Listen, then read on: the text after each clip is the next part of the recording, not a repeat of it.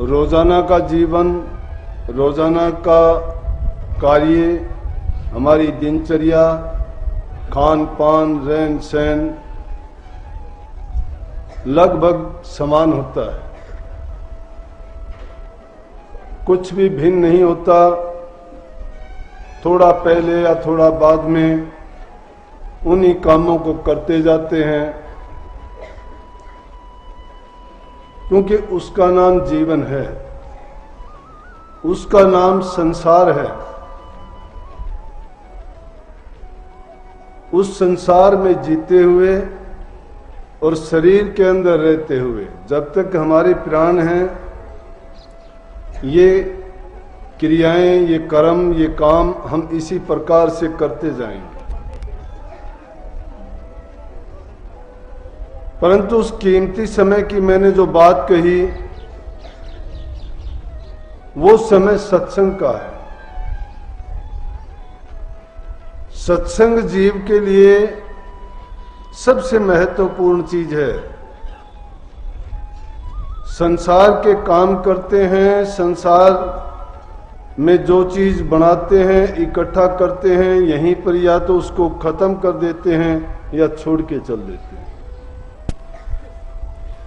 क्योंकि वो सिर्फ हमारे शरीर तक सीमित होती हैं, वो स्थूल चीजें होती हैं।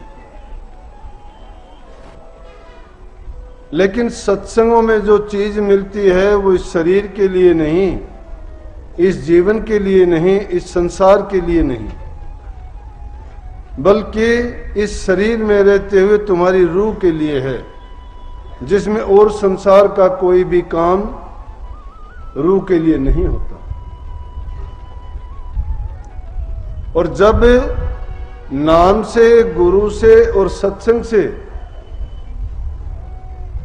हम वंचित हो जाते हैं, तो समझो कि काल के फंदे में फंस जाते हैं और हमारी डोर उसी के हाथ में होती है।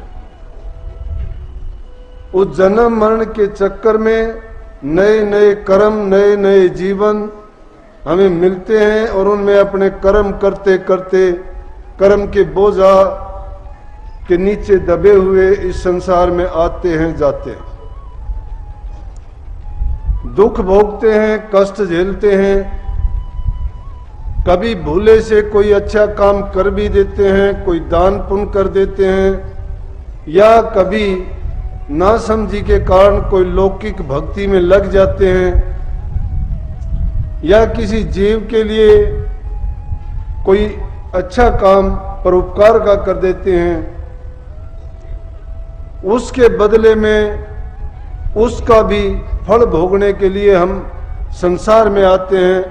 वो फल भोगने के बाद फिर से नया सिलसिला शुरू हो जाता है, फिर नया कर्म बनता है और फिर उस कर्म के गुलाम बन के बार बार संसार में आते जाते हैं। सत्संगों में महापुरुष फरमाते हैं कि अजीब, आंखें होते हुए अंधा ना बन, समझ होते हुए बेसमझ ना बन। तेरे पास दौलत होते हुए तू दर दर की ठोकर ना खा, और सब कुछ ज्ञान होते हुए भी तू इस कर्म के बंधन से नहीं छूटता है, तो बंदर की तरह से, तोते पक्षी की तरह से, या दूसरे जानवरों की तरह से, जिनको इंसान पकड़ के उनको गुलाम बना के किसी को नचाता है, किसी से खेल दिखाता है और किसी से कोई गुलामी करवाता है। ये जीव भी बंदर की भांति, तोते की भांति, दूसरे जानवरों की भांति, जैसे हाथी जैसे ताकतवर जंतु हैं, लेकिन इंसान ने उसको भी काबू में करके उनसे ऐसे ऐसे काम करवाते हैं। शेर जैसे जानवर जो जंगल के राजा कहलाते हैं, लेकिन उनको भी ऐसा बना देते हैं कि आदमी सामने से जब नजर भर के देखता है, पूंछ को नीचे दबा लेता है, गर्दन नीचे कर लेता है और एक ऐसी आवाज निकालता है कि जिसको देखने से ये लगता है कि उसमें बड़ी निर्बलता, दुर्बलता झलकती है। इस जीव की हालत भी उनसे अच्छी नहीं है। ये जीव भी उस काल के फंदे में फंसा हुआ है, लेकिन फिर भी कुछ ही लोग आपको वो भी बनावटी, सही मायने में वो भी सुखी नहीं होंगे। ये जीव निराश है, हताश है, दुखी है, शिकायतें सबको लगी हुई हैं। क्योंकि रचनाकार ने जो रचना बनाई वो इस ढंग से बनाई है कि ये जीव आसानी से इसे निकल ना पाए। कदम कदम पर उसके लिए ऐसे फंदे लगा दिए गए, एक से निकलता है, दूसरा तैयार मिलता है। लेकिन जब संतों की शरण में जाता है ये जीव और संतों के वचन की पालना करता है, तो इस जीव को उस अगम का रास्ता मिल जाता है, जहां जाने के बाद में ये रूह संसार में फिर ना आती है, ना भटकती है, ना जन्म मरण होता है और ना ही इसके पल्ले कर्म रहता है। परंतु आसान बात नहीं है ये। जिस योनि में जीव भेजा जाता है उसी में मस्त रहना चाहता है। जो यहां आके जिन चीजों का संग्रह करता है उनको अपनी मान लेता है, मैं और मेरी का बंधन पड़ जाता है। चाहे वो परिवार बना लिया तो मेरा परिवार हो गया, अगर कोई भूमि का टुकड़ा उसने कब्जा कर लिया तो वो उसका हो गया, कोई घर मकान महल कोठी उसने बना ली तो वो उसका हो गया, लेकिन कोई धन दौलत उसने इकट्ठी कर ली तो वो उसकी होगी। लेकिन चलते वक्त वो एक पाई भी अपने साथ, एक कण भी अपने साथ नहीं ले जाता।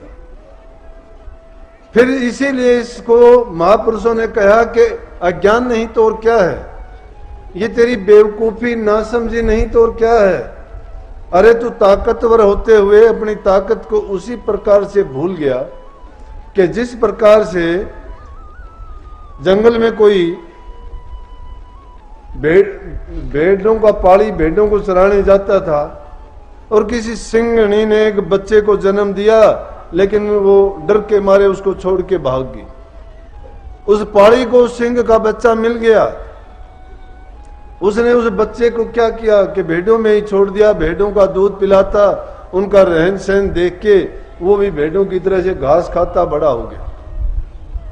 घास खाता है, भेड़ों में रहता है, भेड़ों जैसा व्यवहार करता है, भेड़ उससे नहीं डरती, वो भेड़ों से नहीं, उनको साथ कुछ भी ऐसी वैसी बात नहीं करता। और वैसे अगर जंगल में मिल जाए तो वो तो उसकी खुराक है, एक पल में पलक झपकते ही उसको मार के अपनी खुराक बना लेता। लेकिन यहां क्या है, वहां वो भेड़ बन के उनके साथ घूमता है। जंगल में एक दिन एक शेर ने देखा कि भेड़ों के साथ में शेर का बच्चा क्या करता है। जब उसने शेर के बच्चे के पास जाके कहा, वो भागने लगा, कहने लगा भागना। बोला कि नहीं, मुझे डर लगता है, तुझे खा जाएगा। बोला कि मैं खाऊंगा नहीं, तू मेरी ही जाति का है, हमारी खाने वाली चीज तो ये है, भेड़ने हैं, इनको खाना है। बोला कि नहीं, ये तो मेरा परिवार है। वो उस अज्ञान के बस में मेरी का चक्कर में पड़ता है कि मेरा परिवार है ये, क्योंकि कभी उसको ये मौका नहीं मिला कि वो अपनी शक्ल को देखता और उनकी शक्ल को देखता। वो तो दूसरों की शक्ल को देख के अपने को भी सोचता था कि मैं भी इन जैसा हूं, ये जो काम करती है, खाती है, पीती है, मैं भी उसी तरह खाता पीता हूं। शेर ने कहा, अरे भाई बात सुन कि तू ये नहीं है, तू तो मेरे जैसा है। बोला कि नहीं, तेरी बातों में मानने वाला नहीं हूं। बोला कि चल, तुम मेरी बात का यकीन जब करेगा मैं तुझे दिखाऊं। उसको लेके पानी के किनारे गया और जाके कहने लगा कि तेरी शक्ल को देख इसमें। उसने झांक के देखा पानी में, बोला किसकी शक्ल है? बोला कि मेरी। बोला कि अब मेरी तरफ देख। उसको यकीन आया कि हाँ बिल्कुल, कि आपकी और मेरी शक्ल तो एक है। फिर बोला कि ये कौन है? बोला ये कुछ भी नहीं है, तू इनमें रहते रहते ऐसा हो गया है और तुझे अपना ज्ञान समझ विवेक थी वो भूल चुका है।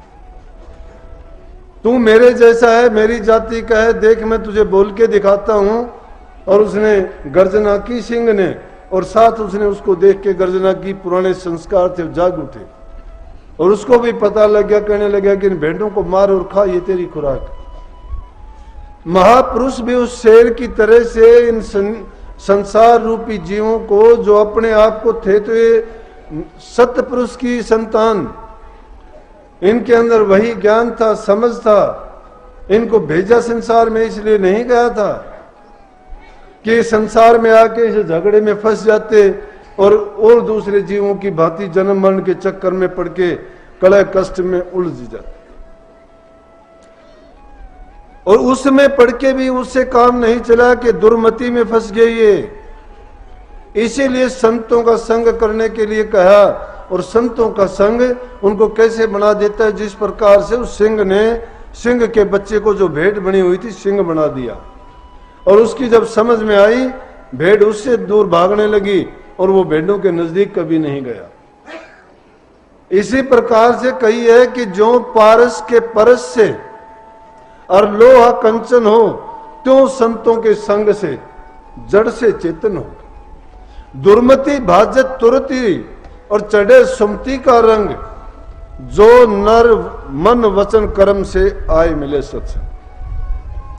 जिस प्रकार से पारस पत्थर का जो गुण होता है, पारस पत्थर में गुण होता है कि अगर लोहे को छू देगा तो लोहा सोना बन जाएगा।